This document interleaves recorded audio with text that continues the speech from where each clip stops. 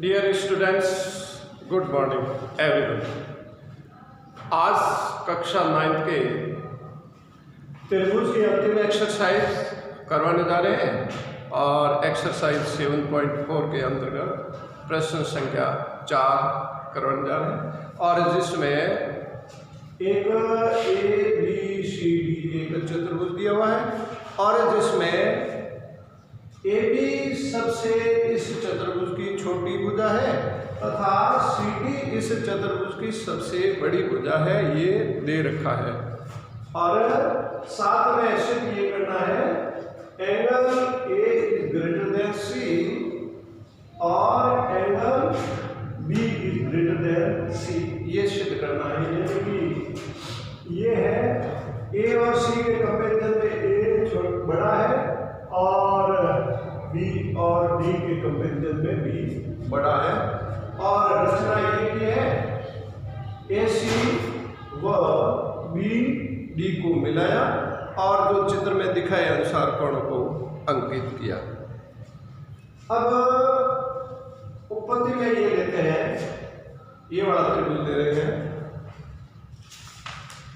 त्रिभुज ABC है, ये वाला त्रिभुज है ABC, ये वाला त्रिभुज। इस त्रिभुज में BC और AB को कंपेयर करने पर देखते हैं कि AB है वो छोटी भुजा है और BC बड़ी भुजा है। क्यों बड़ी भुजा है? क्योंकि इस चतुर्भुज की AB सबसे छोटी भुजा है, इसलिए AB BC से AB छोटी आ गई। अपन लिख सकते हैं इसमें BC is greater than AB, ये लिखें त्रिभुज ABC में जो अभी बताया वो, और BC is greater than AB। अपन जानते हैं कि किसी भी त्रिभुज में छोटी भुजा के समूह छोटा कोण होता है और बड़ी भुजा के समूह बड़ा कोण होता है। इसका मतलब हुआ कि BC है वो बड़ी है, तो BC के सामने वाला कोण ये है BC से एक लाइन ये यहाँ तक मिल रही है, एक यहाँ तक मिल रही है, मतलब कोण A है वो BC के सामने वाला कोण, यहाँ लिखा ग्रेटर देन का साइन लगा करके AB के सामने वाला कोण, ये AB है, AB के सामने वाला कोण ये 2 बनता है, तो इसको 2 लिख करके इसको संबंध 1 से बताया। अब वापस जो त्रिभुज ये लिया है, अब इसके ऑपोजिट साइड, इस AC के ऑपोजिट साइड में ये ले रहे हैं। थोड़ी देर के लिए इसको एवं समझिए। त्रिभुज ACD है, ACD में CD इस चतुर्भुज की सबसे बड़ी भुजा है, तो ये भुजा इससे छोटी है, तो ये लिखा जा सकता है CD is greater than AD, CD is greater than AD, और ये CD है वो इस चतुर्भुज की सबसे बड़ी भुजा है, समूह को लिखा। और CD के सामने वाला ये CD के सामने वाला ये कोण बन रहा है, ये CD के सामने ये कोण बन रहा है 3, तो इसको नीचे लिखा है 3। फिर उसके बाद में ये AD है, AD के सामने कोण बन रहा है 4 और AD के सामने ये लिखा है, इसको समूह नंबर 2 से डिनोट किया गया। अब समीकरण 1 और समीकरण 2 को जोड़ेंगे तो इसके ग्रेटर देन और लेस देन का सिंबल होता है, उसका लेफ्ट जुड़ता है और राइट साइड वाला जुड़ता है, तो इसमें कोण A प्लस कोण 3 इसको जोड़ा है, कोण A प्लस कोण 3, ये सिंबल बीच वाला सिंबल डाल दिया ग्रेटर देन वाला, और इधर सामने है कोण 2 और इसका कोण है 4, 2 और 4। अब इसमें आकृति को देखने से मालूम पड़ेगा, ऐसे ऐसे संख्या है नहीं कि 3 और 2 को जोड़ दिया 5 हो गया, ऐसे है नहीं, इसमें आकृति को देखने पर ही मालूम पड़ता है। 1 और 3 क्या बनना है, इस लाइन और इस लाइन के बीच में 1 है, इस लाइन और इस लाइन के बीच में 3 है, तो 1 और 3 को जोड़ेंगे तो ये बाहर वाली लाइन आ जाएगी और यहाँ पर कोण A लिखा है, तो इसमें A लिखा है, ये सिंबल है एलिज लिखा। फिर 2 और 4 को देखते हैं, 2 और 4 को मिलाते हैं, इसका ये कोण प्लस ये कोण मतलब 12 मतलब कोण C है, इसको कोण C है, इसको संबंध 3 दे दिया। अब एक तो 2 बात सिद्ध करनी थी, ये A greater than C, A greater than C आ गया। अब आगे नेक्स्ट है, अब जो ये लाइन के बाद में एक बार पहले ये लिया था, दोबारा ये लिया, अब इस लाइन को भूल जाइए, और इस लाइन को कंसिडर करते हैं, इसमें अपन काम लेते हैं। तो पहले वाला ये त्रिभुज है, त्रिभुज BC और D है। त्रिभुज BCD में दो भुजा, एक तो BC है और एक CD है। CD इस चतुर्भुज की सबसे बड़ी भुजा है, इसका मतलब होता है CD is greater than BC। CD is greater than BC, ये लिखा है CD is greater than BC। CD के सामने वाली भुजा, ये CD के सामने वाली भुजा है वो, ये CD है, सामने कौन बन रहा है वो 5 बन रहा है, तो इसको 5 लिखा है। BC के सामने जो बन रहा है ये वाला, BC के सामने ये कौन बन रहा है 6, तो ये 6 लिख दिया, इसको सम 5 दे दिया। फिर त्रिभुज लेते हैं, ये वाला त्रिभुज ले लिया, अब ये वाला त्रिभुज ले रहे हैं, A B और ये D, ये वाला। इस त्रिभुज में भी इस भुजा और इस भुजा को कंपेयर कर हम पाते हैं कि जो AB है वो इस चतुर्भुज की सबसे छोटी भुजा है, तो इसके सामने वाला कौन छोटा होगा, तो इसको लिखा है AD is greater than AB। AD is greater than AB। AD के सामने वाला भुजा, AD के ये है AD, A और D, इसके सामने वाला कौन है 7, ये लिखा 7। और AB के सामने AB ये भुजा, ये यहाँ मिल रही है, ये यहाँ मिल रही है, मतलब बीच वाला कौन है वो, इन दोनों लाइनों के बीच में कौन आ, इसको संबंध दे दिया 5। लास्ट वाले अंतिम दो संबंधों को जोड़ा है 4 और 5, तो मतलब इस साइड में लेफ्ट साइड में तो क्या इसका 5 और इसका 7, ये 5 और 7 और 5 और 7, ये सिमिलैरिटी लगा दिया, ग्रेटर देन का था ग्रेटर देन लगा दिया, सामने है इसका 6 और इसका है 8, 6 और 8। अब ये वापस आकृति में देखते हैं, आकृति में देखते हैं 5 और 7 को B लिख देंगे और 6 और 8 को B लिख देंगे, और ये दूसरे वाला जो संबंध है ये आ गया, angle B is greater than B initial.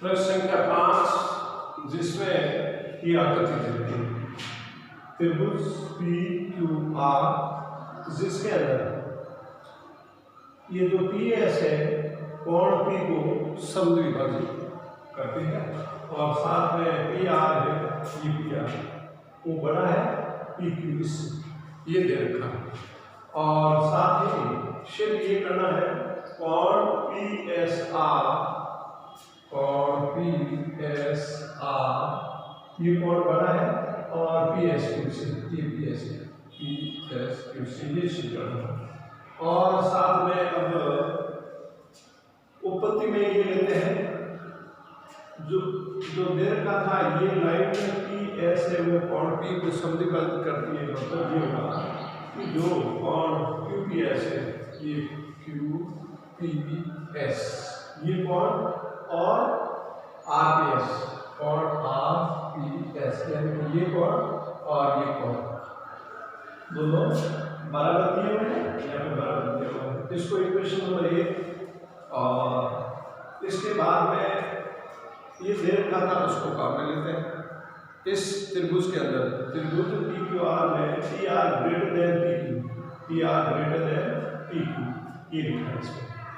अब इसमें हम जानते हैं कि बड़ी भुजा के सम्मुख बड़ा कोण, छोटी भुजा के सम्मुख छोटा कोण होता है, इसको काम में लेते हुए ये लिखा है PR के सामने वाला कोण लिखा है, ये सामने वाला लाइन है ये PR के सामने वाला ये कोण है, इसमें लिखा है PQS, ये PQS ये वाला कोण, इस लाइन और इस लाइन के बीच वाला कोण, और ये सिमिलैरिटी है PQ के सामने वाला कोण, ये है PQ सामने वाला कोण ये, और ये यानी कि R बन रहा है PRS, ये कोण PRS, इसको संबंध नंबर 2। अब जो ये त्रिभुज दिख रहा है आपको, इसमें दो बार लेना, एक इस बहिष्कोण को लेना है इस त्रिभुज के लिए, और इस त्रिभुज के लिए बहिष्कोण लेते हैं, तो पहले इसमें ये लिया है, ये जो PSR त्रिभुज PSR,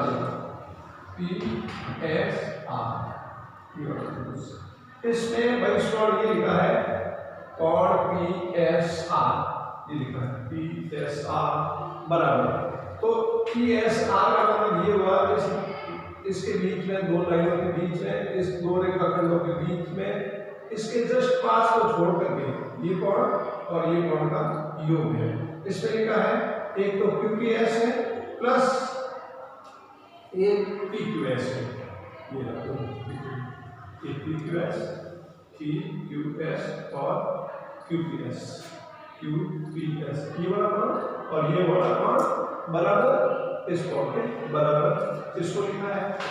फिर उसके बाद में जो है इसके जो ये PQS है, इस इक्वेशन को ट्रांसपोज करके लिखा है।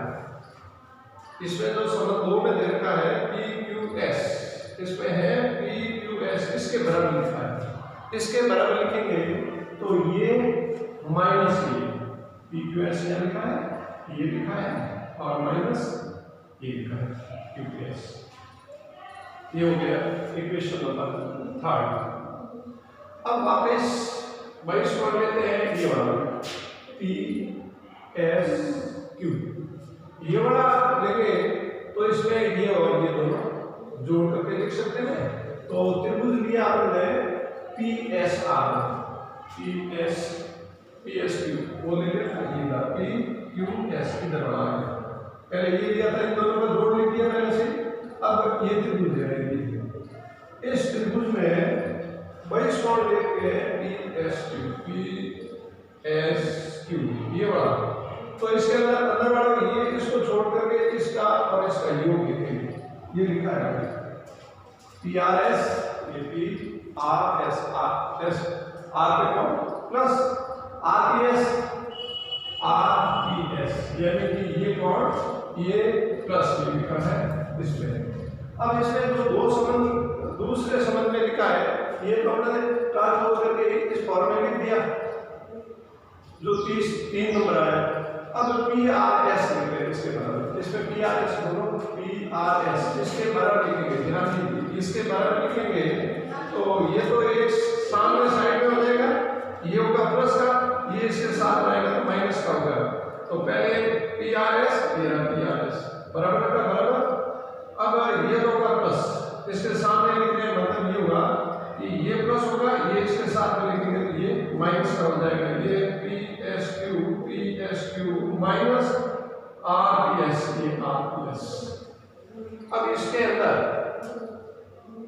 जो एक कोण का मान रखते हैं, क्योंकि शुरू में दे रखा है ये कोण बराबर है, मतलब PS है, वो कोण P का समझे करने का मतलब ये कोण बराबर ये वाला कोण ये बराबर है। तो इसका मान रखा है, इसका मान रखा है, यहाँ पर लिखा है QPS बराबर RPS। ये जो RPS है इसकी जगह QPS, इसकी जगह लिखा है ये एज इट इज और ये भी एज इट इज।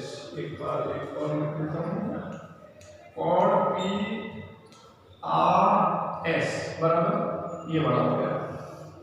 ये इक्वेशन नंबर 4। इक्वेशन नंबर 3 और 4 से, इक्वेशन नंबर 3 और 4 से समीकरण 2 में मान रखते हैं। यहाँ तो लिखा है समीकरण 3, 4 और 2 से, मतलब ये होगा कि 3 से PQS का मान, ये रहा PQS का मान, इसकी जगह ये सिंबल के इस साइड में ये पूरी लाइन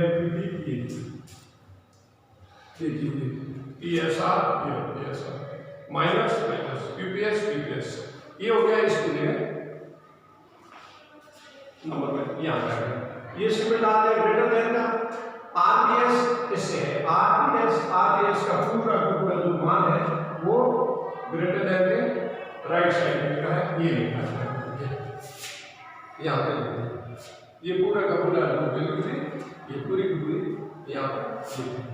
अब जो संख्या है ये शेष संख्या है, मतलब माइनस में तो प्लस करेंगे तो ये प्लस लिखेंगे तो ये और ये कट जाएगा, प्लस लिखेंगे तो ये और ये कट जाएगा, पीछे ये और ये दो चीज रहेंगे, ये लिख दिया और इतनी छेद।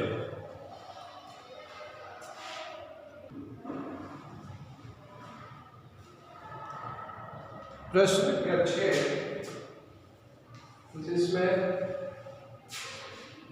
ये सिद्ध करना है कि एक लाइन के ऊपर जो बिंदु है वो लाइन के ऊपर नहीं है, वो ऊपर हो सकता है, नीचे हो सकता है।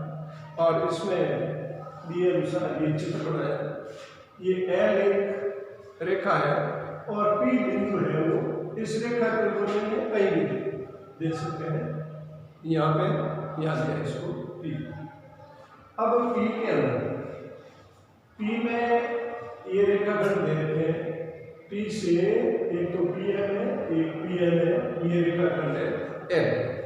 सिर्फ ये करना है कि जितने भी और भी खींचे जा सकते हैं रेखाखंड, कितने भी खींच सकते हैं, उनमें सबसे छोटा ये रेखाखंड होता है, ये सिद्ध करना है। और यहाँ पर ये 90 डिग्री एंगल दिया हुआ है, जो बिंदु लंब का मतलब होता है रेखा पर 90 डिग्री कोण बनाते हुए रेखाखंड है। और इसमें त्रिभुज दे रहे हैं, त्रिभुज पी एम एन में कोण P प्लस कोण M प्लस कोण M प्लस कोण M, तीनों कोणों का योग है P M और M, ये कोण है तीनों। चूंकि जानते हैं कि त्रिभुज के तीनों अंतकोणों का योग संपूर्ण अर्थात 180 डिग्री होता है, तो इसको लिखा है 180 डिग्री। जिसके अंदर M है वो 90 है, तो M का मान 90 डिग्री रख दिया और इसको L लिख दिया है। और ये ट्रांसफर होकर के इधर गया तो 180 माइनस 90 इज इक्वल टू 90 आ गया। P और M का मान, एंगल P और M का मान है वो ये आ गया 90। इसका मतलब ये हुआ कि ये दोनों न्यून कोण है, यानी कि दोनों का जोड़ 90 है, तो एक कोण कुछ भी मान ले 90 से कम आएगा, दूसरा भी 90 से कम आएगा, दोनों को जोड़ेंगे तब 90, तो ये दोनों न्यून कोण आ गए। इसका मतलब हुआ कि ये कोण, इस निष्कर्ष से ये हुआ कि जो कोण M है वो छोटा है कोण N से। और हम जानते हैं कि त्रिभुज में बड़े कोण के सम्मुख भुजा बड़ी होती है और छोटे कोण के जो भुजा होती है वो छोटे कोण के सम्मुख छोटी होती है। तो ये कोण छोटा था M के सामने ये P M है और M के सामने ये P N, ये सिद्ध होता है। ऐसे कैसे और भी कई उदाहरण ले सकते हैं और प्रत्येक स्थिति में यही रिजल्ट प्राप्त करते हैं, यानी कि P N है वो सबसे छोटी भुजा प्राप्त होती है, यही सिद्ध करना है। Thank you so much.